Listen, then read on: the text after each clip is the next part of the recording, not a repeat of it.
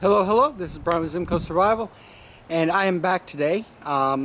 This time I have something really cool to show you, which is the backpack I have right behind me here. It is the Teton Sports Mountain Adventurer 4000, and Teton Sports was awesome enough to send me this pack so that I could review it for you guys.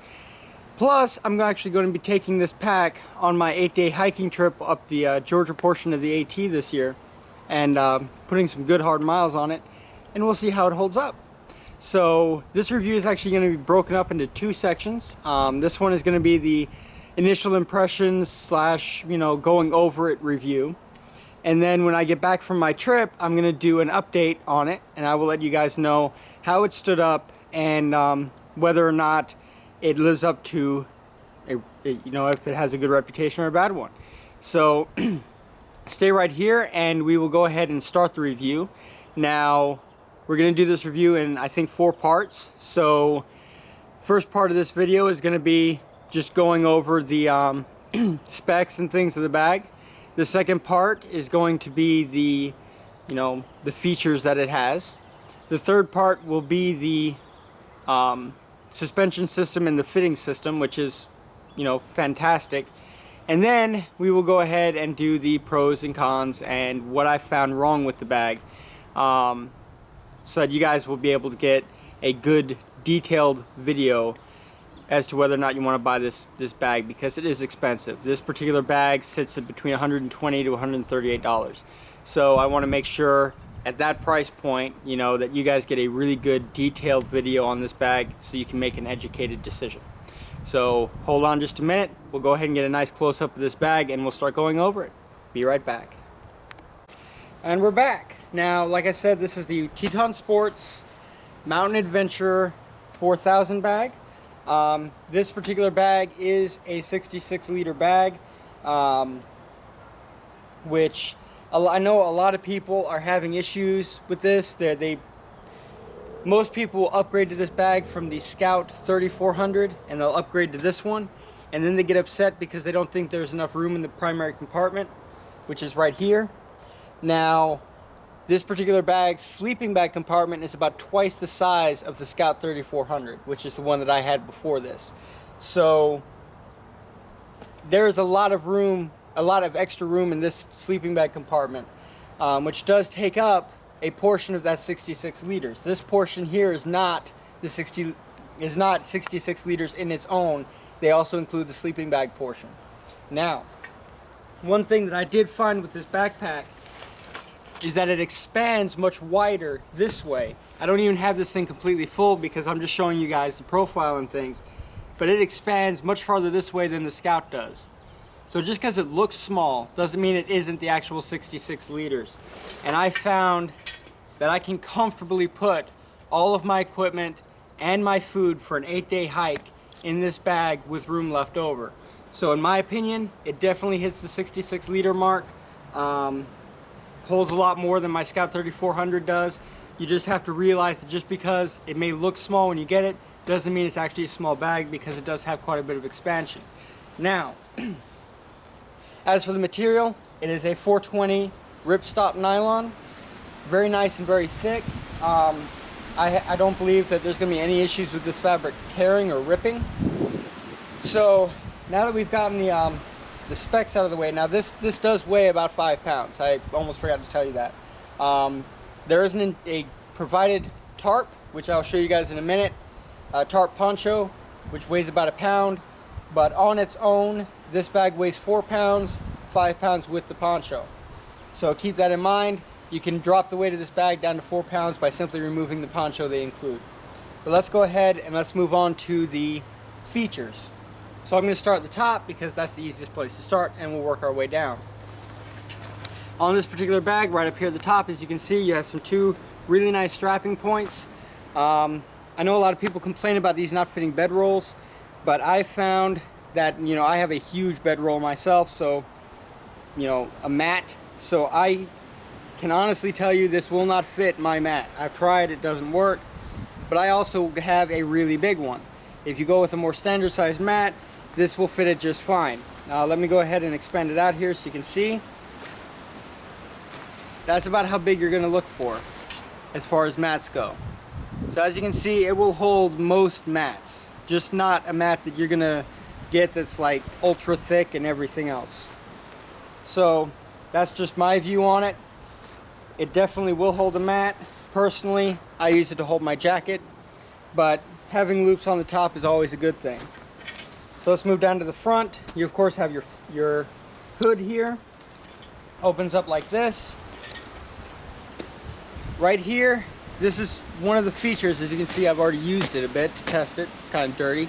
It has this neoprene sleeve right here on top that you can basically use to put any kind of rolled up item into this sleeve, and that way when you have this pushed up over the top, your hood will cover it up really well, and then you can just flip it out of the way when you want to get to what's in the bag without having to unpack this first. So let me go ahead and unbuckle it. Now they don't give you a massive length of strapping with this. As you can see, the strapping isn't overly long. I'd say they probably give you about 6 inches. So you can put things in here like extra clothing, rope, pretty much anything that's small enough to fit inside of this little dangling pouch here. All right. Now, right here, let me see if I can show you. Right there, you have a nice interior zippered pouch right here on the inside of the hood. That's pretty standard with most hiking packs now. So, you know, it's not a major feature point for me, but it is there just in case you want to use it. I personally use it more of as a mat pouch. You of course have right here at the front, as with all Teton Sports items, you have the double close lid to make sure that everything stays nice and secure. I personally like that. I don't like the ones that roll up and things like that. I like these drawstring closure ones. It's one of the reasons I really like Teton as far as their packs go. So let's go ahead and close this up here, and we'll move on down to the front. Now right here you have 2 compression straps that run across the front of the bag. Alright, let's see if I can get out of the sun here. You have 2 compression straps that run across the front of the bag, one here and one here. You can use that to tie things down to the front, whatever you might want. As you can see, it opens up with a nice sleeve all the way down. When that sleeve is closed, it protects your zippers, which I find really, really cool. I really like that. When this is pulled all the way down, it also protects your zippers. These orange zippers right here are really cool because it means, you know, at night you can see them really, really easily. You don't have to fumble around trying to find the zipper for your bag. But let's go ahead and just swing these 2 compression straps here out of the way. Alright. Now, with this particular bag, you have a small zippered pouch right here at the front. I personally don't use it because I like to strap things to the front of the bag. So for me, it's not a big thing. It's not something that I'm going to use on a regular basis. So let me go ahead and unclip this so I can show you. This particular pouch will flip down. I don't know how well you can see it, but right down here, do you see that rubber part here, that gray rubber? That is to protect your bag from punctures. So you can put things in here that would normally damage a bag, like a snowboard, snowshoes, things like that, and it won't tear into your bag itself, which I really think is cool. I like that feature on this particular bag, just in case that is something that you're going to be using. Now this particular bag does open in 3 separate ways, well 4 technically. You have an opening from the top. You have, of course, the opening from your sleeping bag compartment down here, which does have a false floor that you can unzip so that you can turn this into one solid bag. If you do that, which is what I typically do, you have access from here for the stuff you have at the bottom. You have this really nice large U-shaped zipper right here, which I really like because it is long enough. It will open from the top of the bag here all the way down to the false floor of the sleeping bag compartment. Now I just have some jackets shoved in here so that I could fill it out for you guys. But I really, really like that feature. Most bags don't have it. Even some of the really high-end ones don't have it. So I really think it's cool that a bag in the $120 to $140 range comes with that, because it's really, really cool. Now, as far as the zipper goes here, it slides really, really easily. Don't really have any problems with it getting snagged on stuff. So it's a really good zippered pocket that gives me complete access to the interior portion of the bag. So let me go ahead and clip this back up here. Moving down, you have the buckles right here for your, or not there. Okay. These buckles are actually for this, I believe. Yeah. Right there. There's so many straps on this thing, I keep losing track of which ones are which. You have your buckles here, which gives you access to a bottom compression strap. You can use to hold sleeping bags, anything like that you want. Mats, if you choose not to put them up here. Let's see. Now most of this stuff is down at the bottom, so let me lift this thing up so you guys can see more towards the bottom of the bag here. Alright, so as you know, this right here is the sleeping bag compartment. Down here on the bottom, let me see if I can lift you guys up a little bit. There we go. Down here on the bottom of the bag, you actually have a Velcro pouch right down here. Alright, so let me open it up. And in the Velcro pouch, it's a little bit tight, you have another neoprene sleeve, which pulls out just like this. Alright, and you can then take that sleeve and simply clip it right up in there like that. Now, like I said, this sleeve does not have a ton of room in it, so I've used this to hold my tarp, but maybe a small sleeping bag, but it's nothing major. It's not like you're going to be able to put a large sleeping bag on the bottom of your bag with this thing. Like I said, it only has about 4 to 5 inches worth of actual strapping on here, so I would not expect to put a very large item in that section right there. Now, let's go ahead and show you guys the sleeping bag compartment.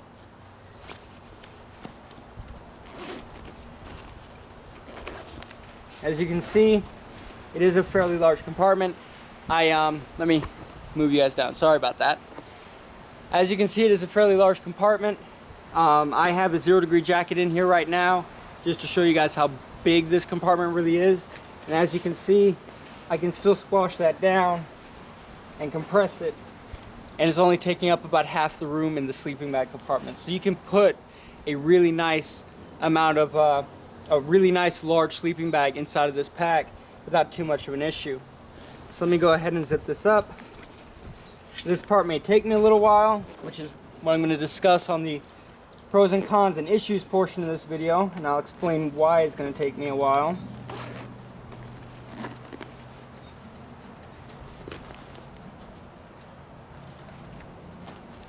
So bear with me.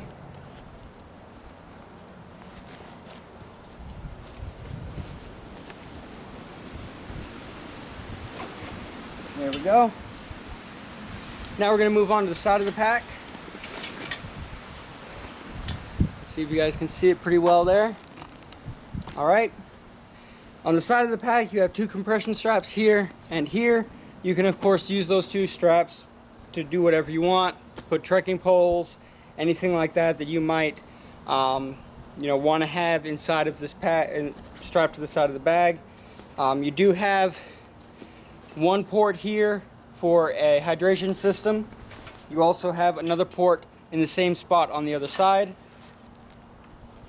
Right here you have your mesh pocket, which is a pretty standard thing for Teton. You have one on each side. Basically the 2 sides of this pack are identical except for one key difference. This side right here has a very thin little pocket that you can put small items down into. This side right here has access to the primary compartment of your bag. So if you have small items that you may want to get to quickly but you want to hold in the primary compartment, you can always put them on this side and you'll be able to access them straight through this side zipper right here. Again, a little mesh pocket, as I said, identical on both sides except for the pocket access. Now, let me go ahead and strap this all back up so that you guys can see how it looks when it's nice and put back together here.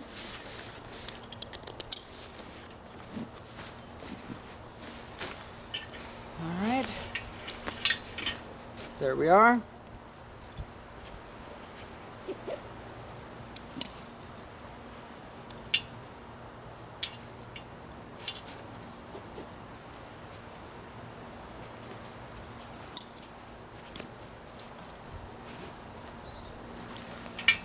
So there you are. Very, very nice bag. Let me go ahead and show you what's inside of the bag.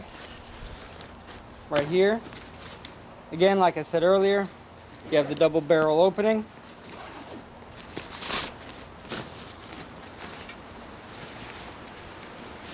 And inside of this bag, I don't know how well you can see it because it is full. See this little strap here? There's one of those on each side, top and bottom, so that you can actually hang gear from this inside of your bag and keep it kind of nice and fit against the side of the bag itself, if you have something you want to do that with. Now, in my opinion, that's more useful for things like climbing rope, but I guess some people may have things they want to do that with. Personally, I don't actually use them. Alright, so let's go ahead and move to the back of the bag. I will show you what they have back there. Alright, there we are.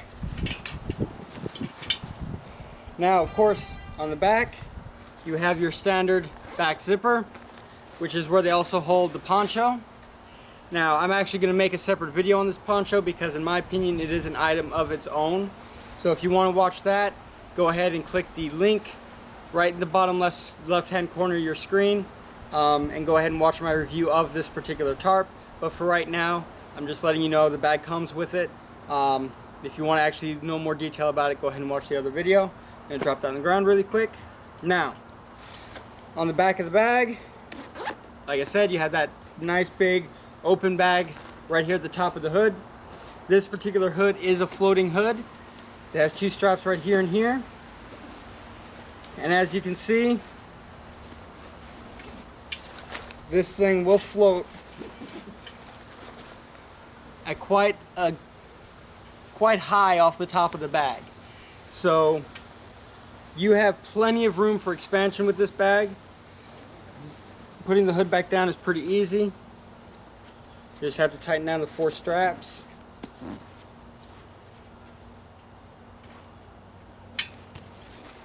So let's go ahead and get that strap down. That pulled nice and tight. There we are. You of course have your drag handle right here, which is pretty standard for pretty much any hiking bag. Right here you have your safety whistle, and this particular bag, see how well you can see it, has a shock sternum strap on it, which is really nice. It's always a very comfortable thing to have. Just a small little thing that makes things a lot more comfortable when you're actually out on the trail. Let's see. One thing that I think is really cool with this pack, I'm going to try to give you a nice close-up view of it. This pack only sits on your back in 3 places. Here, here, and the lumbar support. This whole section, right, all this is all open. So I find this pack is actually very cool on my back because it only really touches me in 3 spots. Just, in my opinion, a really good design, and I really, really like it. These pads are really nice and soft, but thick, so they don't crush down like a lot of packs that I've had before. Same thing down here, nice thick, really well padded lumbar support. You have your double wishbone belts here, there and there. Now on this particular belt, you do have a small pocket right there, which is really cool. This particular side right here, you have strapping points right here and right there on the top and the bottom. I have successfully put a MOLLE pouch on it. If you wanted to customize it that way, you definitely can. You know, if you really want the second pouch, you can just buy a small MOLLE one and attach it to these 2 straps. You could also clip things with carabiners onto them if you wanted to. Just a really versatile option over there on that side. Now, see, I think I've gone over everything. There's so many features on this bag, I'm pretty sure I'm forgetting at least something. But I'll be right back, and we will talk to you guys about the actual system itself, and I will give you a 360-degree view of this actually on my back, and I will show you how this suspension system is so much different and so much better than the original suspension system that comes with their standard packs. So I'll be right back. I'll go ahead and get that all set up for you guys. Alright, so let's go ahead and talk a little bit about the suspension system in here and the fit. How it's actually going to fit on your body itself, comfort wise. So I'm going to go ahead and start with these right here. The shoulder straps are really nice. They have a lot of padding right up here at the top, but one of the things that really annoys me is when that padding goes all the way down the entire shoulder strap. And in this case, they don't do that. They taper it off until the bottom here has almost no padding at all. So it fits really well, holds the curve of your body when you actually put this on. Very comfortable on the shoulders. You of course have your load lifters right up here at the top. Down here you have your lumbar support. Now this lumbar support is actually adjustable up and down. You can take it like, just unvelcro it and move it up and down to fit exactly where you want it, which is really cool. Most packs don't have that. Let's see, let's move on just a little bit. The actual suspension system in this, I'm going to show you how it works, and then I'm going to show you how it's different from the other Teton Sports packs. If you take this strap right here and you kind of stick it through the bottom here, that little buckle right there, you can take this pack, the suspension, and move it up and down. Alright? Gives you a lot of adjustment. Now this particular pack is capable of fitting a 15 to 20 inch torso. Not a 21 inch and not a 14 inch. This particular pack is really strict, I guess you'd say. It doesn't have a lot of wiggle room. If you're 21 inches, this pack will not fit you right. And if you're 14 inches, this pack will not fit you right. You really have to pay attention to your torso length before you buy this pack. Make sure you look up how to measure it out. If you don't know what your torso length is, look it up and measure, because the last thing you want is to buy a pack this expensive and then find out it doesn't fit. So 15 to 20 inches, if you fall in that range, this pack will fit you just fine. Because of the way the suspension system works, the adjustment here, you can really adjust this to the nth degree. You can take this and put it exactly where you want it, where most backpacks you can't do that. You just don't have that kind of control. With this one, you can get it down to about 1/8 of an inch or so, you know, exactly to the point you want it to be at. So let me go ahead and show you the straps. Now I'm going to show you how this works when I actually have it on here in just a minute. But these are in-pull straps instead of out-pull straps for the belt here, which is really good. It makes a huge difference on your ability to actually strap it down and get nice and comfortable. So that's about it as far as the suspension system works. Really nice, really good. I really enjoy it. So let me go ahead and put this on. I'll show you what it looks like when it's on me, and I'll show you guys why having these in-pull straps is such a benefit to me. Be right back. And we're back. Now I have the pack on. Let me go ahead and do the slow turn for you guys.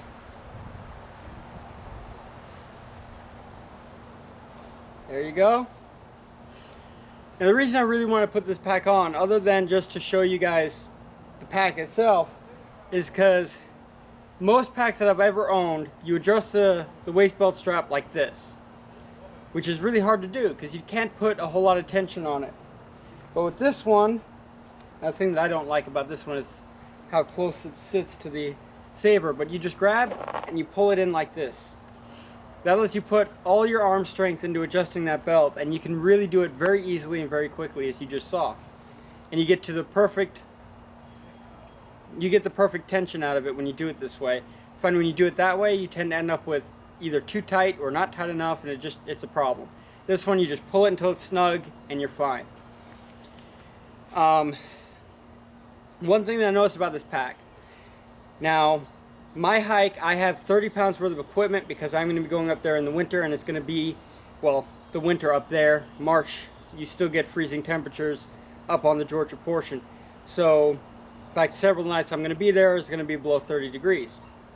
So I had to carry a lot of winter equipment. So my pack right now is sitting at about 30 to 35 pounds of equipment, 54 pounds total with food and water, which is about average. I'm not an ultralight hiker. I don't spend hundreds and hundreds and hundreds of dollars on equipment because I'm on a budget. I'm your normal everyday person, so I do what I can with what I have. And in this particular case, my pack is going to end up weighing, with 8 days worth of food and water, well, not 8 days worth of water, but 8 days worth of food plus carrying my water, I'm going to be sitting at about 54 pounds. So I loaded up my pack completely when I got it, this particular pack right here, with my entire kit, everything that I'm going to be bringing with me, food, everything, and found out that this particular pack puts so little pressure on my shoulders that I could actually take my thumbs, put them underneath here, and lift up, because all of the weight was sitting right on my back, right where it's supposed to be, right there on my hips. Now I think I messed up the adjustment a little bit because I was showing you guys stuff, so I'm gonna have to go down and kind of tweak this a bit more. I think it's a little bit off of where it needs to be.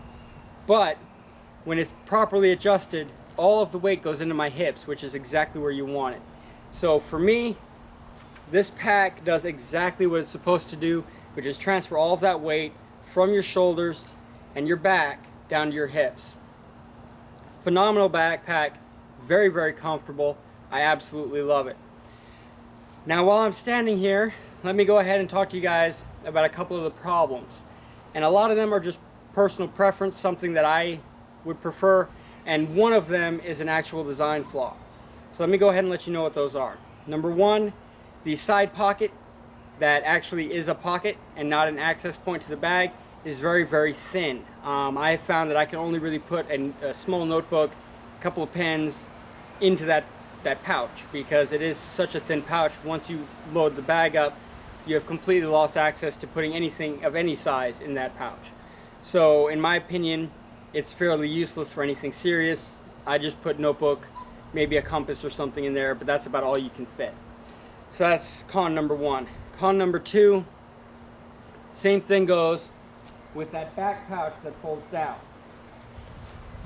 It's bigger, it holds more, sure, but because of where it's located, you can't really use the top compression straps on the front hood here to strap your mat to your pack. And the only straps that I have access to long enough on this particular pack to strap my mat are the ones that connect the hood to the pack, the actual backpack itself. So if I put anything in that pouch, I can't strap it to the back because it basically makes my load uneven. It causes the sleeping mat to kind of go like this. So as a result, I cannot actually put anything in that pouch.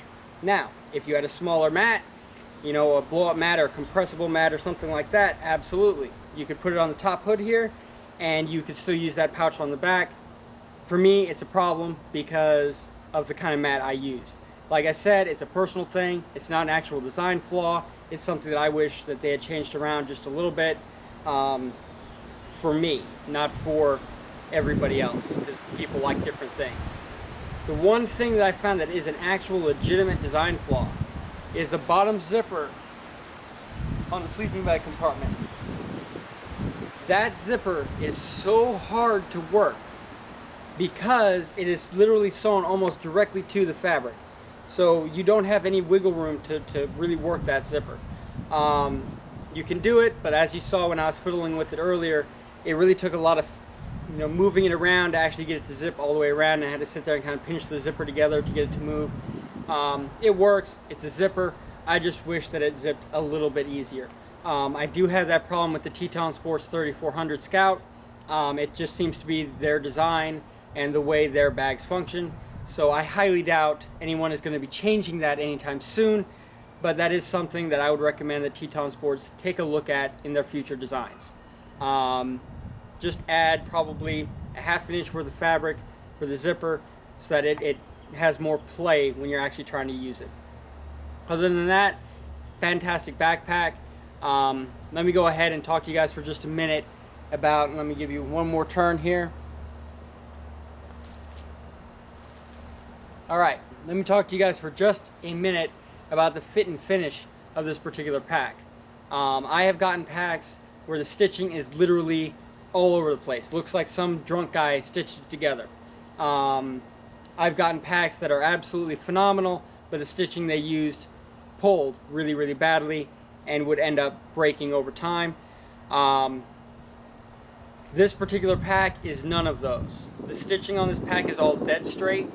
One of my big tests for backpacks, especially ones that have these load lifters, which, believe it or not, a lot of force is put on those load lifters when you use them, is if I put all the weight in my backpack, in this case 54 pounds, and I yank on those load lifters to pull that weight right up against my shoulders, if I see a, I don't know what to call it, if I see the connection point for that load lifter against the bag pulling out and exposing the stitching, that's a big negative for me, because that means that as you're hiking, you're putting a lot of stress on that point, and your load lifters can actually tear away from your bag.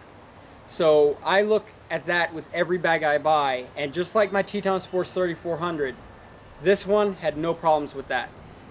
There wasn't enough space for me to fit a dime in there, so I was very, very happy, and I'm very, very pleased with the build quality of this pack. I find it's an absolutely phenomenal pack. Quality-wise, there's no reason you shouldn't buy it.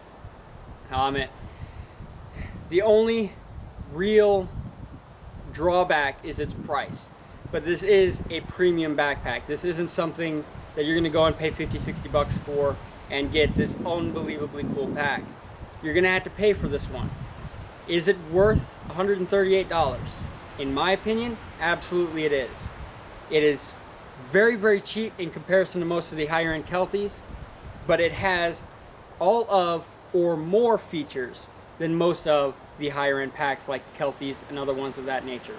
So, in my opinion, at about half the price with more features, and in my opinion, and this is my opinion, the same build quality of the high end backpacks, I think this particular pack is a steal at this price.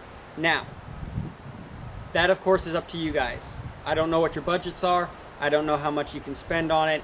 But if you have the money and you are looking for a backpack, this particular backpack is a great choice. So let me go ahead and I'm going to end this video.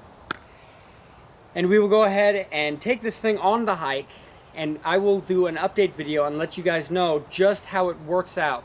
Now we plan to hike about 80 to 90 miles, but as you guys know, anyone who has done hiking, the best laid plans never work. So while we plan to do 80 to 90 miles, we'll have to see how it goes. Of course, weather, everything plays a factor. So hopefully when I get back and I do that video for you guys, we'll have 80 to 90 miles on this pack, and I'll be able to give you a really good, solid review when I get back and let you guys know how it held up. But thank you guys for watching. As always, if you like this video, please hit the like button and subscribe, and I'll see you next time. Bye-bye.